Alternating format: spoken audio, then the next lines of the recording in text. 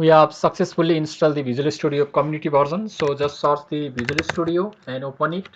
So this is my Visual Studio 2022. Just open it.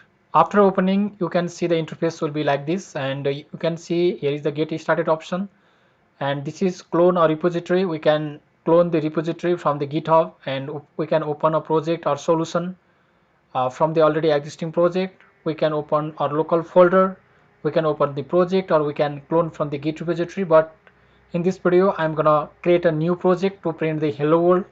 So click on the create a new project, and you can see that so many options are here. So guys, don't be confused, we are going to use only the console apps in this video. So programming language, that means must be C#, and it is supports in Linux, Mac OS and Windows and so many things. Windows console, so choose the console app, and programming language should be C#. So click on this, and language should be all language, platform all platform, or we can choose the specific platform.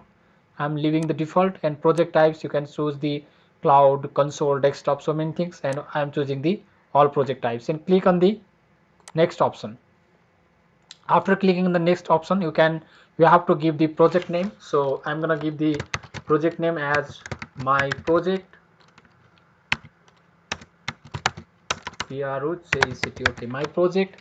And you can see this is my location of the project, and we can put the solution name in the same project directory, or we can put it into the another one, but I'm putting into the same location. We can add more than one project in the solution. So click on the next option,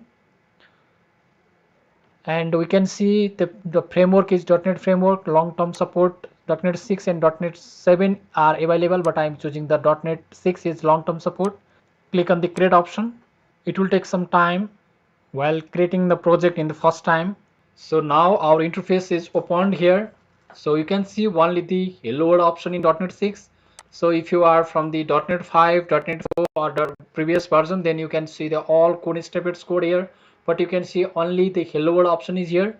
So if I click on the my project option, this is the run option, and build started.